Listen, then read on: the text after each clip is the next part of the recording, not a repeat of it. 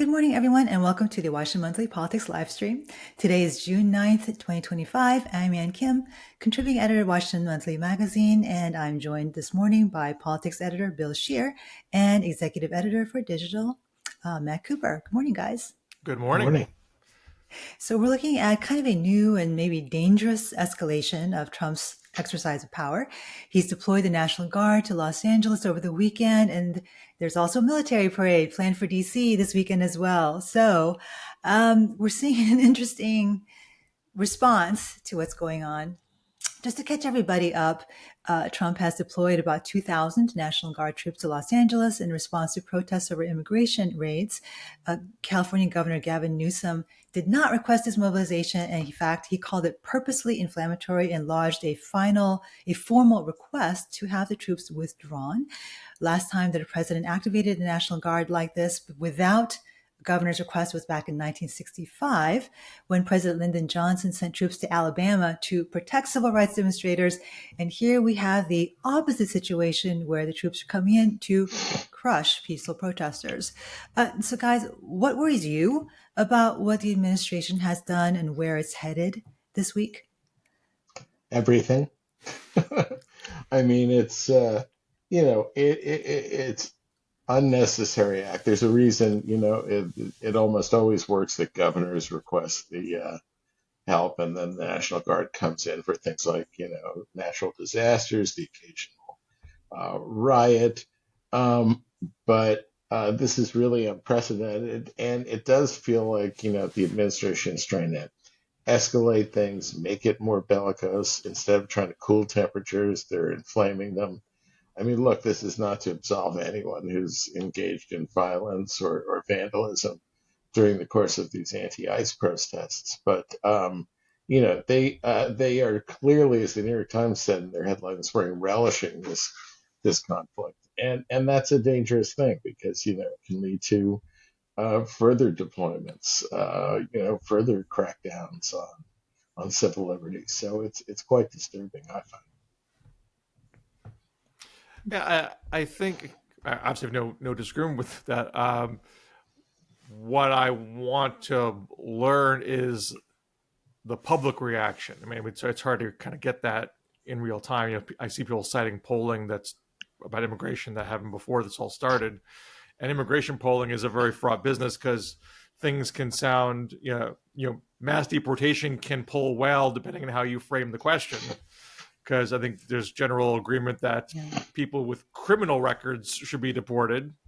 But when you start getting into people who are just here, working, those numbers can drop precipitously. And specific examples like the Garcia case, pulled in the totally opposite direction from what the Trump people wanted. I mean, this is an encroachment towards authoritarianism. Yeah. But whether it's really a slippery slope or not depends on how much the public, welcomes it or is passive towards it. And I don't think it's a given that the public is going to be like, "Oh, that worked. That was a good idea. That really helped things." If it doesn't actually produce more law and order, if it doesn't actually help create a orderly and productive immigration system, it's not going to be easily replicated by the next person. If you were Gavin Newsom or LA Mayor Karen Bass, how would you be reacting right now? What would you do? I mean, I think his reaction so far is on point, and hopefully for his sake is going to memory hole how he tried to handle immigration a few weeks ago.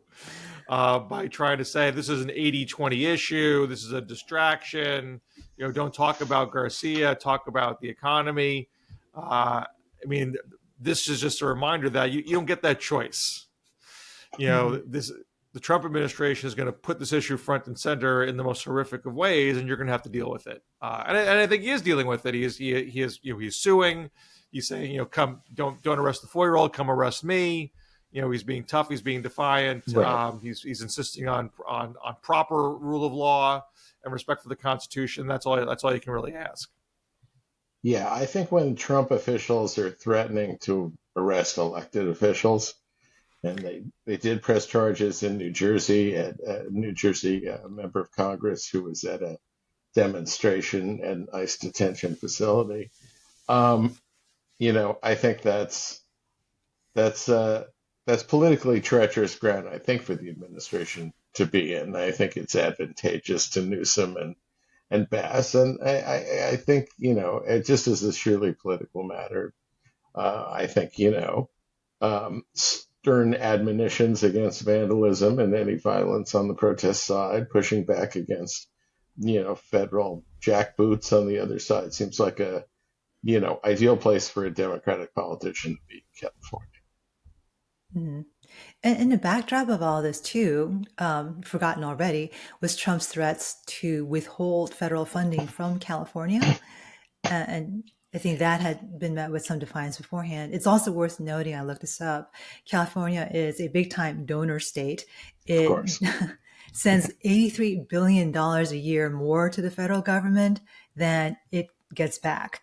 So it's a little bit of an empty threat. I mean, they'd be better off keeping the money for themselves, frankly. And that's kind of what Gavin Newsom threatened to do as well, is not to send income taxes to the federal government. I'm not sure how he can do that, but Yeah. it Right. makes the point that the nation relies more on California than vice versa.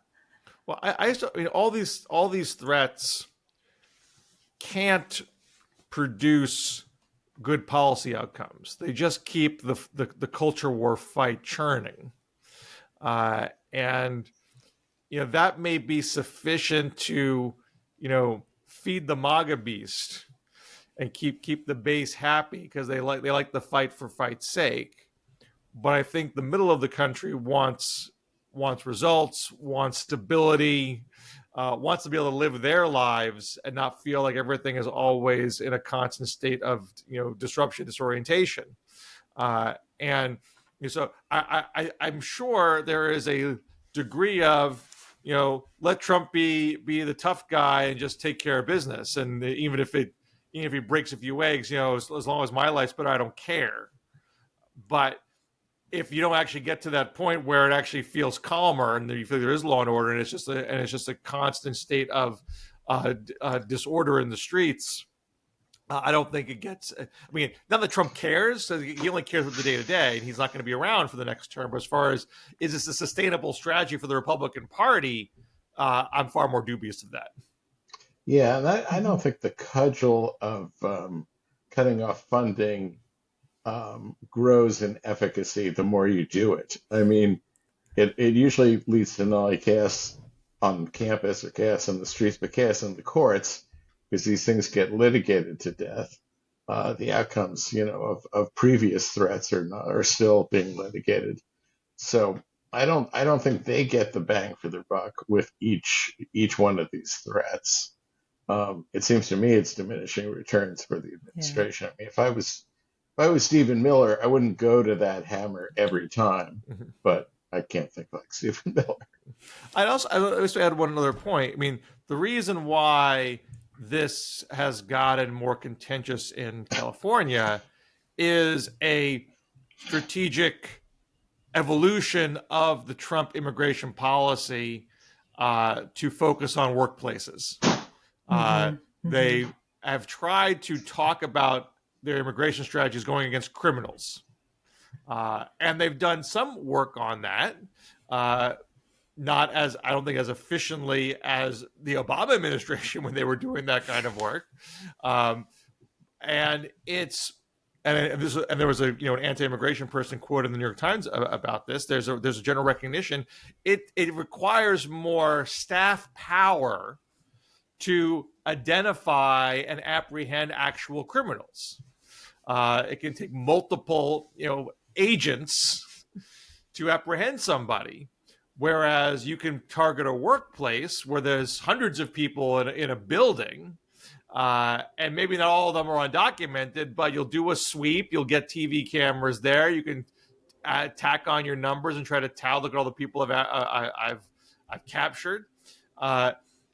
The downside of that is you are now taking a hammer to the economy, and affecting the economy in the macro sense, and also local economies, local communities. So there's a lot more downside political risk, an economic risk in doing it that way. And one of the reasons why I don't feel like this strategy is going to lead to more stability and calm in the land. Mm-hmm. No, Yeah, it's agriculture, construction, the food industry, right. hospitality, double digits, immigrants, with large numbers of No, undocumented workers exactly. as well. And to make the kind of numbers that Trump and Tom Homan, the ICE head, are talking about, you would need to really start digging in the red states. You can't just go after DC, tuckerias. You have to start going to agriculture and, as you said, and construction, and then you really do start to see some economic wounds and political wounds. I mean, the Times story last week was fascinating about a small Missouri town where the beloved, I believe she was from Carol, Hong yeah, her Kong, name is, Carol. yeah. Right. And there's your beloved waitress in a small town. Well, she was there doing her regular dutiful ICE check-in. She's lived here for decades. She has kids and such. And anyway, they sort of snapped her up. And, the town was like, well, town which was voted overwhelmingly for Trump, residents were aghast. And, well, we didn't vote for this. We wanted them to lock up criminals, not Carol. And, I think we'll see more of that. I want to ask you guys a question as journalists, getting to Bill's point about TV cameras. On the one hand, having the footage of the burning Waymo cars, in the streets of LA is like great video and that draws eyeballs. But I've talked to at least one friend in LA who says the coverage has been grossly mischaracterizing what's actually going on in Los Angeles. And in a way, the overblown coverage, if, to the extent that it happens, plays into Trump's hands because it's going to give him more of an excuse to bring down the hammer, activate the Marines that he's threatened to bring in as well. So how do you guys as journalists, what's your recommendation to the press about balancing what's going on here? The need to keep the media alive, to be fair, but also not creating a situation that potentially creates an excuse for Trump to crack down on civil liberties even more than he already has.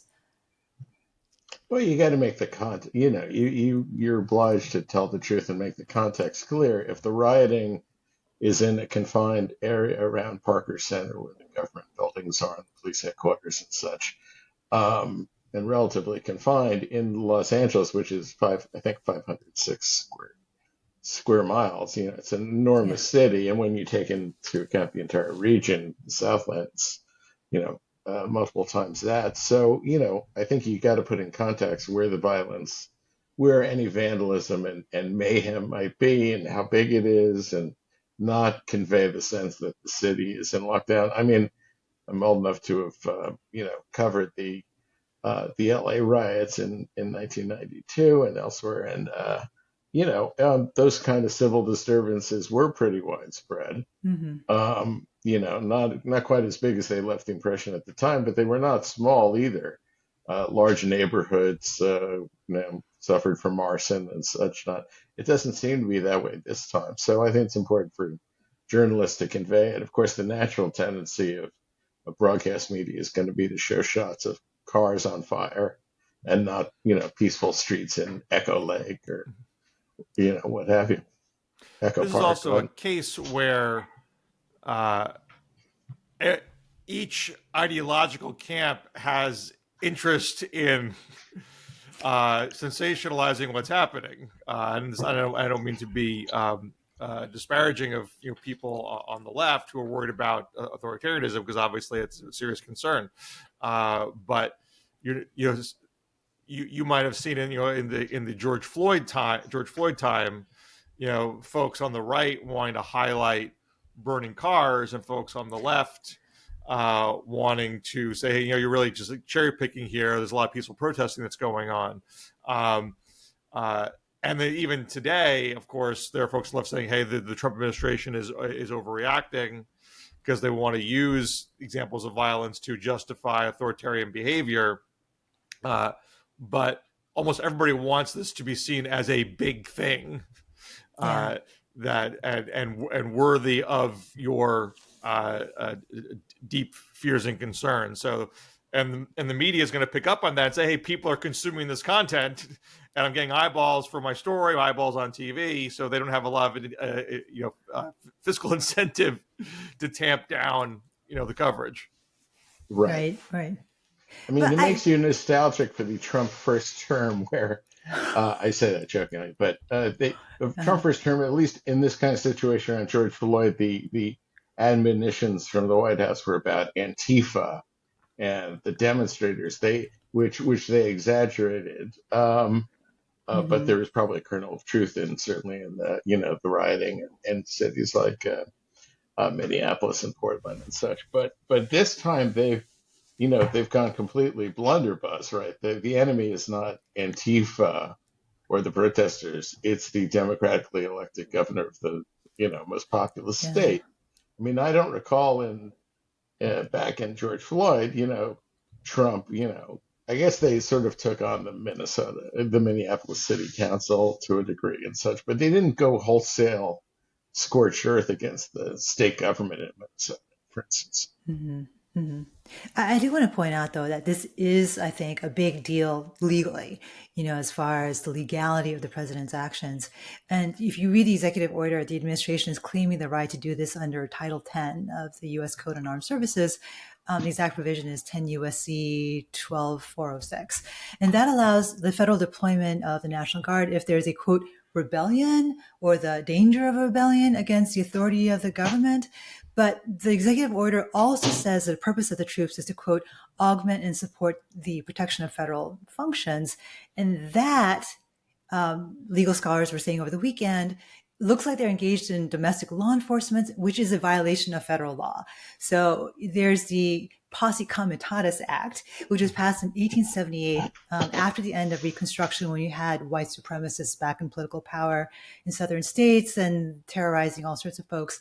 And that law bars federal troops from participating in civilian law enforcement, except when expressly authorized by law. Right. And so it seems on a number of, the whole enterprise is on shaky legal ground, either as a violation of that statute or, as a strained reading of Title 10 as a rebellion. I mean, right. And it gets to the national character. I mean, Posse Comitatus may have begun in the effort of white supremacist states to shake off the oversight of Reconstruction, but it emerged to a reasonable.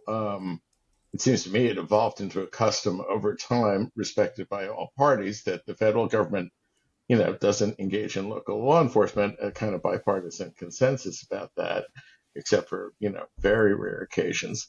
And now we're seeing that violated. And I think the fact that, as you mentioned, we're going to have tanks in the streets at this military parade. The American, I'm not sure the American character is really one that is delighted to see tanks in the streets.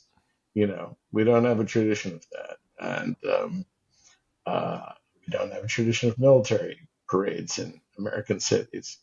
I think the whole thing, it may, the country may be ho-hum about the whole thing, or it may sort of trigger a certain revulsion. Yeah. Just to also get back to what you're saying about the legal arguments, and I'm not a lawyer, not a legal expert. You probably should have Garrett Epps on and not me talk about this stuff. But I assume the lawsuit that Governor Newsom is pushing is going to follow along the lines that you just laid out, and I would suspect it's going to put the conservative Supreme Court majority in a bit of a squeeze, because they clearly have some partiality to the unitary executive theory, which they use to, more define presidential immunity for official actions. In the case, that was litigated during the 2024 campaign. But a lot of these folks are, small C conservatives. I don't think they really believe in the power of the federal government to, unleash the military whenever they feel like it, domestically. They institutionally have enough of a long view to know that whatever they decide today would apply to a Democratic president in the future. And so I could not predict how they're going to rule, or and if they did rule against Trump, how they even try to enforce it, or how efficiently, quickly this would even come about. But I certainly think that Newsom's got a shot here in trying to constrain presidential power in this way with a small C conservative Supreme Court majority. Yeah, that's going to be interesting to watch, Yeah. for sure. Now, the situation in LA managed to eclipse the other very large news of last week, which was the breakup of Trump and Musk. So there's been infinite amounts of commentary about this, but I'm curious to know, who do you guys think is going to win this cage match and why? Well, I see a lot of punditry saying, Trump's clearly going to win. Musk doesn't have nearly the stand that Trump does in the Republican Party. The Congress people are going to fall in line. The MAGA base is going to fall in line. No one really wants to hear about Musk's need for clean energy tax credits, for example. And I think that's all generally true. But I do think, it depends on what Musk does exactly from here. If Musk dumps millions of dollars in advertising to press the point that the one big beautiful bill is a disaster for the budget and for debt accumulation. And then I'm not saying that I'm the same level of debt hysteric that Musk is or other conservatives are, but there are plenty of conservatives who are. And you can push that argument in a way that is not personal. The advertisement doesn't have to say Elon Musk says this and Donald Trump says that. You can just put a lot of effort into fanning those flames, and that could well make certain. You don't have to make a majority of Republicans in office pause, just a handful, right? To put the kibosh on that bill. So I just want to look at it through the prism of how many Republicans are raising their hand to say I'm with Trump over Musk, because that's not really. That's not right. If Musk has as his end game killing this bill, which I don't know if that's actually the case or not, but I think he has an opening there. I think that's absolutely right. You're going to embolden those who are already inclined that direction. The handful of Freedom Caucus people who caved on this last round, but might find their spine when we go to conference and other things. So, yeah, I think those advertising dollars and just generally forcing an examination on the right about the spending is probably destructive to Trump. But I still don't really get, and I've read lots of, supposedly insider accounts of how much of this is artifice, how much of it is genuine, how much of it is ketamine driven because because Musk is supposedly doing all these drugs, how much of it is personal pique, how much of it is worry about Tesla stock and his needing to break with Trump. I don't really fully understand the bromance in the first place and the breakup. It doesn't seem possible to me that they, like a lot of dysfunctional couples, they wind up getting back together. Well, this does bring us to reconciliation, which is, I know, Bill's favorite topic. So, Bill, catch us up on where we are in the posture of this legislation going into this week. It doesn't seem like the fissures within the Republican Party have healed since we last spoke. Well, no. So the House passed its version, by a hair. The Senate did not, and there's no indication the Senate was going to take it up as is. You have people from the center right and the far right in the Senate with making contradictory criticisms of the bill.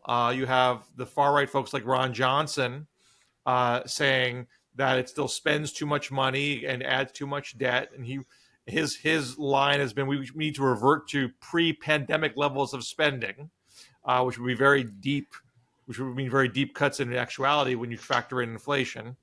And you have, I think, a number of senators indicating they don't like the SALT deal, the state and local tax deduction increases in the cap that were meant to appease a handful of New York and California, New Jersey Republicans, but it costs money. You take in less tax revenue when you do that, and there are the Republicans instead that don't feel that's a good deal. And you have other Republicans who like the clean energy tax credits. They're actually in line with Elon Musk because there are red states that get that money that are paying for clean energy jobs in their states. To appease the Freedom Caucus in the House, they accelerated the phase out of those credits very significantly. And so there's pushback on that. And you have folks in the Freedom Caucus saying if they mess with SALT or they mess with the clean energy tax credits, then our deal's off. There's an artificial deadline of July 4th that the Trump administration is trying to put on this. That's less than a month away now, and we don't even have text from the Senate yet. And there's a non-artificial deadline of the debt limit increase, which doesn't have to be dealt with in this bill. Well, but Trump wants to get rid of it now, right? Trump has said, I agree with Elizabeth Warren that we should get rid of it completely. And I've written that as well. I mean, I think Democrats should absolutely partner with Trump on that if he can get that done. It's a completely stupid thing. But the Republican attitude has been, we can't trust we can get this done on a bipartisan basis, so let's get this done through reconciliation on a party line basis. And there's the specific date, the D-Day date is not set yet, but I think it's considered to be around August. So again, you could separate that from the reconciliation bill, but that is a deadline that is hovering out there that will force some action in some way. So we might get a lot of legislative activity this month to try to meet the July 4th self-imposed deadline. You really have to get some legislative text pretty soon because you have to get through the Senate and then negotiate with the House after that. But what this bill is going to look like is still very much up in the air.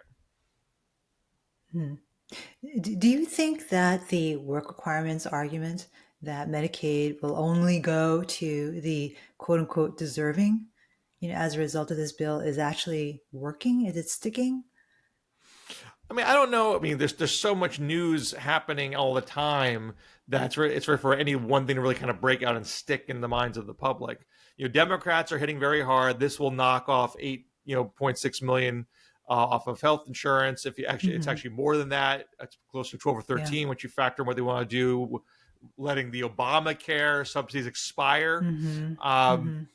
And the fallback of the Republicans is, well, these people shouldn't get it. Right. And I don't think that.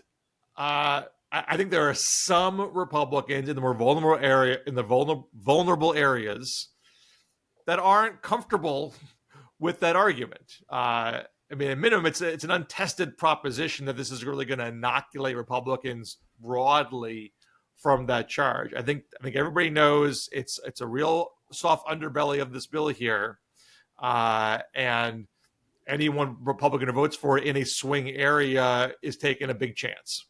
Yeah, and I think as Ann has noted wisely in a video on the monthly site and on our YouTube channel, that this has been tried in different states, try to impose these work requirements in Medicaid, and it's not done well. It's been a big mess. It's hard to document. You've got a population that's often moving from job to job anyway, so there's kind of a whirl of paper. Of course, it's kind of bullshit to begin with because this is a working population. This is not a population that's loafing around so that they can get Medicaid.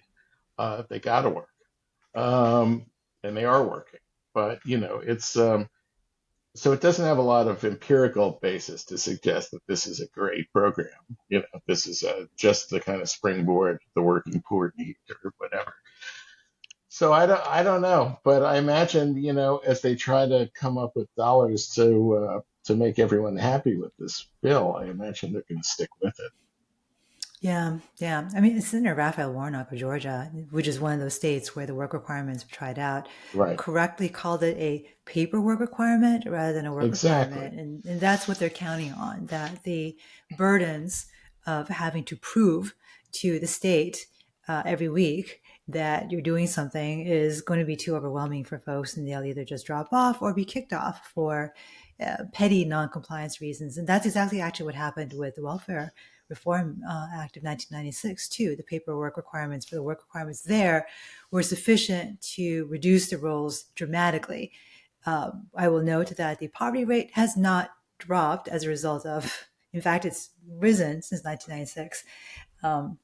From time to time, at the same time, you have a lot fewer people who are on assistance. So you're right, Matt. There's very little empirical evidence that work requirements Right. encourage work or are effective in any way, but they will reduce the rolls, and that's ultimately what they're after. And I think here's a Yeah. case where Democrats, they have the better bumper sticker argument. You are 12 million people won't have health insurance after this. Yeah, and we're talking Done. about a lot Yeah. of kids. More than what is it? More than half the kids in the country are on Medicaid, or more half the births in the country are on Medicaid. Yeah. And I don't think people want to work a requirement for the 8-year-olds. But they're going to get caught up in this. Right. And Because I their don't think parents will be caught up in this. anyone wants that. I mean, I don't want to get too in the weeds, but it seems to me, even if you consider the welfare reform of the 1990s as something that ultimately did not live up to its what its champions said it would, welfare reform at least had a reasonable rationale about work incentives and such that don't apply to health insurance that goes to families. I mean, there's That's no right. reason to deprive, it just doesn't make as much sense, at least as an incentive. So, Yeah. And Bill Clinton did couple the welfare reform with a dramatic expansion in the earned income tax credit. right. So it was very clear if you started working, you're going to get a much larger tax credit based upon your earned income. Of course, that created Yeah. other complications, but it was much more, there was much more of a soft landing. Yeah. Here, I think, it's yeah. purely And punitive. I mean, I think Obamacare has just lowered the national, or raised the national revulsion at the idea of people not having health insurance and getting thrown off health insurance. I think people have now gotten used to the idea that government will provide some kind of bridge to help you get there, to help the working class get there, to help when your kid's unemployed at 26, or whatever. I think people have come to expect that there's an avenue to get insurance, and I think they're going to be uncomfortable with it getting cut off, but we'll find out. Well, I mean, the Yeah. thing with the Clinton era programs, I mean, you certainly can argue that in hindsight they didn't work as well as advertised. The landing wasn't as soft as it could have been, but there at least was an interest in trying to figure out how to do welfare reform in a way that was going to lead to good outcomes for those individuals. I mean, the goal was not just to have more poor people on the street. The goal was to get them to have sustainable, be self-sustaining. Right. The end goal for some Republicans is just to have less people getting health insurance from the government, and whatever happens to them next is their problem. And if you're in a swing area and you're on the ballot in 2026, it's not going to be a statistical debate for you. There will be people in your district who can show up at a town hall or talk to a reporter and say, hey, here's my specific situation. I'm not a freeloader, and I had health insurance under the law before, and now I don't, and it's this congressperson's fault. And I think Right. if you're that congressperson, the spin games matter less to you because you know that scenario is very real. Yeah, and I can't imagine that huge employers like Walmart and others that have a large part of their labor force receiving Medicaid already want this kind of churn and paperwork, and it's just their workforce is has enough churn and instability already. They don't need more of it because of this unnecessary requirement. No, that's right. So, final question, as always, there's a lot to watch this week, but what in particular do you think will be the most consequential to happen in the coming week? Well, I think I'm always watching the bond markets. I'm a broken record on that, but I think that a lot stems from that concern about the economy, where the economy is going. It's going to have a huge effect on reconciliation because the price of debt has gone up a lot, or the government's borrowing costs have gone up with this crisis in the bond market. So there's been signs of some more stability as Trump has backed away from his more extremist claims on tariffs, but those claims can return, and with it the tumult. I could always, go back to reconciliation, of course, and I do think I am looking to see that some actual legislative text, which we might get some of that this week from the Senate. But outside of policy matters, I am a little fascinated with what's going on at the DNC between the DNC chair Kim Martin and the vice chair David Hogg. You might have seen over the weekend that audio was leaked of the DNC chair Martin expressing frustration at what David Hogg's been doing in trying to be directly involved in Democratic primaries as part of a PAC that he has created, which puts a DNC official in the putting a thumb on the scale for one Democrat over another. And Martin saying this has created such a level of frustration for me that made me question whether I even want to do this job.